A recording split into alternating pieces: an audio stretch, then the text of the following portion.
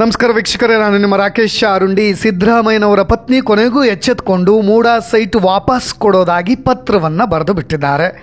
ಸ್ನೇಹಿತರೆ, ಕಳ್ಳನ ಮನಸ್ಸು ಹುಳ್ಳುಗೆ ಅಂತ ನಮ್ಮ ಹಳ್ಳಿ ಕಡೆ ಒಂದು ಗಾದೆ ಮಾತಿದೆ. ಅದನ್ನು ಸುಮ್ಮನೆ ಹೇಳೋದಿಲ್ಲ. ಕೊನೆಗೂ ಸಿದ್ದರಾಮಯ್ಯನವರ ಪತ್ನಿಗೆ ತಪ್ಪಿನ ಅರಿವಾಗಿಬಿಟ್ಟಿದೆ ಅಂತ ಅನ್ನಿಸ್ತಾ ಇದೆ. ಇದರಲ್ಲಿ ಏನೋ ಒಂದು ಭ್ರಷ್ಟತೆ ನಡೆದು ಬಿಟ್ಟಿದೆ ಅಂತ ಅನ್ನಿಸ್ತಾ ಇರೋ ಹಾಗೆ ಕಾಣ್ತಾ ಇದೆ. ಅದಕ್ಕೆ ವಾಪಸ್ ಈ 14 ನಿವೇಶನಗಳನ್ನು ಕೂಡ ವಾಪಸ್ ಕೊಟ್ಟಿದ್ದಾರೆ ಅಂತ ಇದೇ BJPಯವರು ವಿಪಕ್ಷಗಳು ವ್ಯಂಗ್ಯವಾಡ್ತಾ ಇವೆ. ಆ ಸೈಟಿಗೋಸ್ಕರ ಈ ಪುಟಕೋಸಿ ನಿವೇಶನವನ್ನು ಇಟ್ಕೊಂಡು ಏನು ಸಾಧನೆ ಮಾಡಲಿಕ್ಕೆ ಹೋಗ್ತಾ ಇದ್ದೀರಿ? ಮೊದಲು ಕೊಟ್ಟುಬಿಡಿ. ನಿಮ್ಮ ರಾಜಕೀಯ ಇತಿಹಾಸದಲ್ಲಿ ಇಂತಹ ಕಳಂಕವನ್ನು ಯಾಕೆ ಹೊತ್ತುಕೊಳ್ತೀರಿ? ಇಂಥ ಕಪ್ಪು ಚುಕ್ಕಿಯನ್ನು ಯಾಕೆ ಇಟ್ಕೊಳ್ತೀರಿ? ಏನು ಸಾಧಿಸೋಕೆ ಹೊರಟಿದ್ದೀರಿ ಅಂತ ಪ್ರತಾಪ್ ಸಿಂಹನವರು ಅವತ್ತೇ ಹೇಳಿದ್ರಂತೆ. ಅದನ್ನೇ ಇವತ್ತು ಕೂಡ ಮಾಧ್ಯಮದ ವಿರುದ್ಧವಾಗಿ ಅವರು ಮಾತನಾಡಬೇಕಾದ್ರೆ ಇದನ್ನು ಕೂಡ ಸ್ಪಷ್ಟಪಡಿಸಿದರು.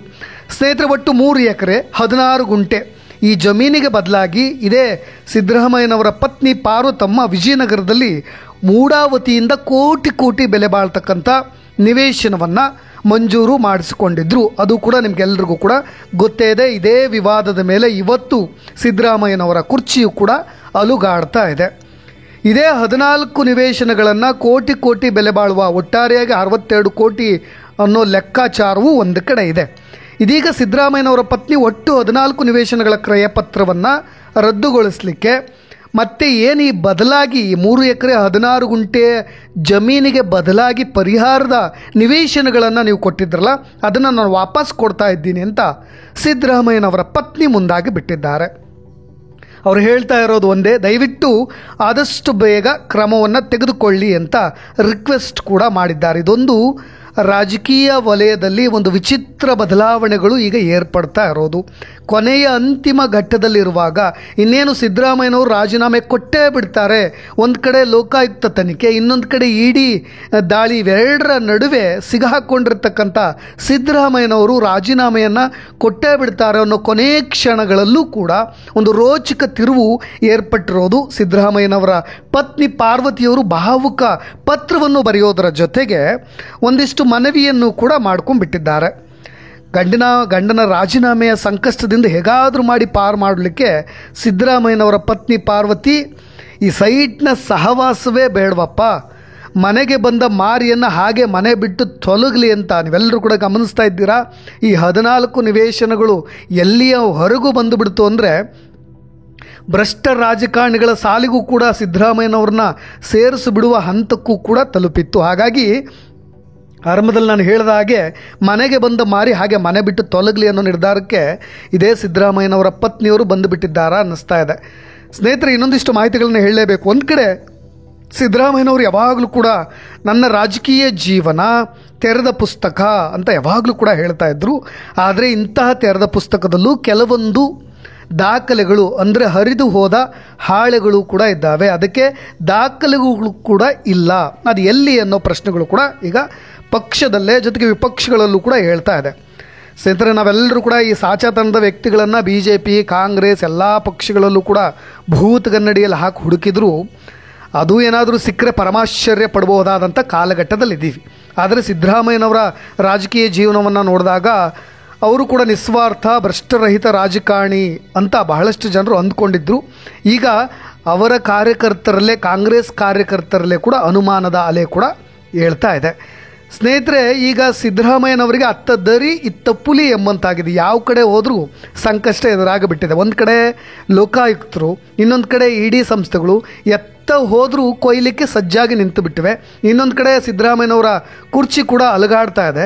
ಹೈಕಮಾಂಡ್ ಕೂಡ ಕಟ್ಟುನಿಟ್ಟಾಗಿ ಸಿದ್ದರಾಮಯ್ಯನವರು ರಾಜೀನಾಮೆ ಕೊಡೋ ಅಗತ್ಯವೇ ಇಲ್ಲ ಅಂತ ಹೇಳಿಬಿಟ್ಟಿದೆ. ಇನ್ನು ಪಕ್ಷನಿಷ್ಠರಲ್ಲೂ ಕೂಡ ಸಿದ್ದರಾಮಯ್ಯನವರ ಪರವಾದಂಥ ಅಭಿಪ್ರಾಯಗಳೇ ಕೂಡ ಇವೆ. ಆದರೆ ಪಾಪ ಈ ಗಂಡನ ವರ್ಚಸ್ಸಿಗೆ ನಾನು ಎಲ್ಲಿ ಕುತ್ತಾಗಿ ಬಿಟ್ನೋ ಅನ್ನೋ ನೋವಲ್ಲಿರೋ ಪಾರ್ವತಮ್ಮ ಮಾಧ್ಯಮಗಳ ವಿರುದ್ಧವೂ ಕೂಡ ಒಂದಿಷ್ಟು ಮನವಿಯನ್ನು ಮಾಡಿಕೊಂಡಿದ್ದಾರೆ. ಸ್ನೇಹಿತರೆ, ನಿಮಗೆಲ್ಲ ಗೊತ್ತಿದೆ, ಮಾಧ್ಯಮದವರು ಕೂಡ ಈ ಥರದ ಕೇಸ್ಗಳು ಸಿಕ್ಕಾಗ ಬಾಯಿಗೆ ಬಂದಂತೆ ಬ್ರೇಕಿಂಗ್ ಹೊಡೆಯುವ ಮಾಧ್ಯಮಗಳಿಗೂ ಕೂಡ ಇದು ತಿಳಿದಂತಿದೆ. ನನ್ನ ಈ ನಿರ್ಧಾರ ಅಚಲವಾಗಿದ್ದು ಈ ನಿವೇಶನಗಳನ್ನು ವಾಪಸ್ ಕೊಡೋದ್ರ ಜೊತೆಗೆ ಮೂಡಾದ ಕಂಪ್ಲೀಟ್ ತನಿಖೆ ಆಗಲಿ ಅಂತ ಹೇಳಿ ಆಗ್ರಹಿಸಿದ್ದಾರೆ ಇದೇ ಪಾರ್ವತಿಯವರು. ಸ್ನೇಹಿತರೆ, ಹೇಳಿ ಕೇಳಿ ಸಿದ್ದರಾಮಯ್ಯನವರ ಪತ್ನಿಯು ಮಾಧ್ಯಮಗಳಿಗೂ ಅಜಗಜಾಂತರ ದೂರ ಅನ್ನೋದು ನಿಮಗೆಲ್ಲರಿಗೂ ಕೂಡ ಗೊತ್ತಿರೋ ವಿಚಾರ. ಯಾಕೆಂದರೆ ಇದೇ ಸಿದ್ದರಾಮಯ್ಯನವರ ಪತ್ನಿಯ ಫೋಟೋಗಳನ್ನು ನೀವು ಗೂಗಲ್ನಲ್ಲಿ ಹುಡುಕಿದ್ರು 2-3 ಅದು ಸ್ವಲ್ಪ ಬ್ಲರ್ ಆಗಿರೋ ಫೋಟೋಗಳೇ ಸಿಗ್ತವೆ. ಅವರೇ ಇವತ್ತು ಮಾಧ್ಯಮಗಳಿಗೆ ಒಂದಿಷ್ಟು ಮನವಿಯನ್ನು ಕೂಡ ಮಾಡಿಕೊಂಡಿದ್ದಾರೆ, ಜೊತೆಗೆ ಒಂದು ಸುದೀರ್ಘ ಪತ್ರವನ್ನು ಕೂಡ ಬರೆದಿದ್ದಾರೆ. ದಯವಿಟ್ಟು ನಾನು ರಾಜಕೀಯ ಕ್ಷೇತ್ರದಿಂದ ದೂರವಿದ್ದೀನಿ, ತಮ್ಮ ಪಾಡಿಗೆ ತಾವಿರುವ ರಾಜಕೀಯ ಕುಟುಂಬದ ಹೆಣ್ಣು ಮಕ್ಕಳನ್ನು ನಿಮ್ಮ ರಾಜಕೀಯ ದ್ವೇಷ ಸಾಧನೆಗಾಗಿ ಈ ಒಂದು ಕಣಕ್ಕೆ ಎಳೆದು ವಿವಾದದ ಕಣಕ್ಕೆ ಎಳೆದು ತರಬೇಡಿ, ತಂದು ಈ ಘನತೆ ಗೌರವಗಳಿಗೆ ಹಾನಿ ಮಾಡಬೇಡಿ ಅಂತ ಎಂದಿದ್ದಾರೆ. ಈ ಮಾತು ಪಕ್ಕ BJP JDS ಜಂಟಿ ಪಕ್ಷಗಳಿಗೆ ಬಟ್ಟೆ ಸುತ್ತಕೊಂಡು ಹೊಡೆದಂಗಿದೆ. ಯಾಕೆ ಅಂದರೆ ಗೊತ್ತಿದೆ, ಸಿದ್ದರಾಮಯ್ಯಗಿಂತನೂ ಅವರ ಅಪ್ಪನಂಥ ಹಗರಣಗಳು ಮಾಡಿರೋರು BJPಯಲ್ಲೂ ಇದ್ದಾರೆ, JDSನಲ್ಲೂ ಇದ್ದಾರೆ. ಆದರೆ ನನ್ನ ಪತಿಯ ಮೇಲೆ ಕೇಳಿ ಬರ್ತಾ ಇರೋ ಆರೋಪದ ವಿರುದ್ಧವಾಗಿ ನಿಮ್ಮ ದ್ವೇಷ ಸಾಧನೆಗೆ, ನಿಮ್ಮ ರಾಜಕೀಯ ದ್ವೇಷ ಸಾಧನೆಗೆ ನನ್ನನ್ನು ಕೂಡ ಹೇಳ್ಕೊಂಡು ತರಬೇಡಿ ಅಂತ ಒಂದಿಷ್ಟು ರಿಕ್ವೆಸ್ಟ್ ಮಾಡ್ಕೊಂಡಿದ್ದಾರೆ. ನಾನು ಏನು ಕೊಡಬೇಕಾಗಿತ್ತೋ ಅದನ್ನು ಕೊಡಬೇಕು ಅಂತ ಅಂದ್ಕೊಂಡಿದ್ದೀನಿ. ಇದನ್ನು ಆರಂಭದಲ್ಲಿ ಯಾವಾಗ ಮೂಡಾ ಕೇಸ್ ಹಗರಣ ಸುದ್ದಿ ಮಾಡ್ತೋ ಆವಾಗಲೇ ನಾನು ಕೊಡಬೇಕು ಅಂತ ಇದ್ದರೆ ಅದು ಕೊಡಲಿಕ್ಕೆ ಆಗಲಿಲ್ಲ. ಅದಾದ ನಂತರ ಕೆಲವೊಬ್ಬರ ಅಭಿಪ್ರಾಯದಂತೆ ಇವತ್ತು ಆ ನಿರ್ಧಾರವನ್ನು ಮಾಡಿದ್ದೇನೆ ಅಂತ. ಆದರೆ ನಮಗೆ ಈ BJP JDS ಎರಡೂ ಪಕ್ಷ ಅಥವಾ ಒಟ್ಟಾರೆ ಕರ್ನಾಟಕ ರಾಜಕೀಯ ಪಕ್ಷಗಳನ್ನು ಎಲ್ಲರನ್ನೂ ಕೂಡ ಒಂದು ಕಡೆ ಜರಡಿ ಹಾಕಿ ಸೋಸಿಬಿಟ್ರೆ ರಾಶಿ ಭ್ರಷ್ಟರು ಸಿಗೋದು ಪಕ್ಕ. ಆದರೆ ಈಗ ಎಲ್ಲರೂ ಕಳ್ಳರೆ, ಅದರಲ್ಲಿ ಕದ್ದ ಮೂವರಲ್ಲಿ ಸಣ್ಣ ಕಳ್ಳರು ಯಾರು ಅಂತ ನಾವೆಲ್ಲರೂ ಕೂಡ ಈಗ ಅವಲೋಕಿಸಬೇಕಾದಂಥ ಪರಿಸ್ಥಿತಿ ಇದೆ.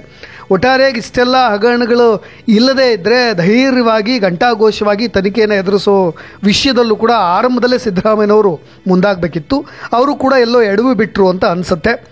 ಇದೀಗ ಅವರು ಕೂಡ ಒಂದು ಭಾವುಕವಾದಂಥ ಮಾತುಗಳನ್ನು ಕೂಡ ಹಂಚಿಕೊಂಡಿದ್ದಾರೆ. ಸಿದ್ದರಾಮಯ್ಯನವರು ಈಗ ಪತ್ನಿಯವರ ಈ ನಿರ್ಧಾರಕ್ಕೆ ಅವರು ಕೂಡ ಒಂದಿಷ್ಟು ಪೋಸ್ಟನ್ನು ಮಾಡಿದ್ದಾರೆ. ನನ್ನ 4 ದಶಕಗಳ ಸುದೀರ್ಘ ರಾಜಕಾರಣದಲ್ಲಿ ಎಂದೂ ಕೂಡ ಮಧ್ಯಪ್ರವೇಶಿಸದ ನನ್ನ ಪತ್ನಿ ಈ ದ್ವೇಷ ರಾಜಕಾರಣಕ್ಕೆ ಜೊತೆಗೆ ಇಷ್ಟೆಲ್ಲ ಮಾನಸಿಕವಾಗಿ ಹಿಂಸೆಯಾಗಿ ಈಗ ಒಂದು ನಿರ್ಧಾರಕ್ಕೆ ಬಂದಿದ್ದಾರೆ. ಅವರ ನಿರ್ಧಾರವನ್ನು ನಾನು ಕೂಡ ಗೌರವಿಸ್ತೀನಿ.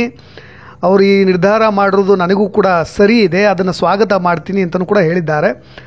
ಆದರೆ ಈ ನನ್ನ ವಿರುದ್ಧ ನಡೀತಾ ಇರೋ ರಾಜಕೀಯ ಷಡ್ಯಂತ್ರದಿಂದ ನೊಂದಿರುವ ನನ್ನ ಪತ್ನಿ ನಿವೇಶನಗಳನ್ನು ಹಿಂದಿರುಗಿಸುವ ನಿರ್ಧಾರ ಕೈಗೊಂಡು ನನಗೂ ಕೂಡ ಆಶ್ಚರ್ಯವನ್ನು ಉಂಟು ಮಾಡಿದ್ದಾರೆ ಅಂತ ಸಿದ್ದರಾಮಯ್ಯನವರು ಈ ಪತ್ನಿಯ ನಿರ್ಧಾರದ ಬಗ್ಗೆ ತಮ್ಮ ನಿಲುವನ್ನು ಕೂಡ ವ್ಯಕ್ತಪಡಿಸಿರೋದು.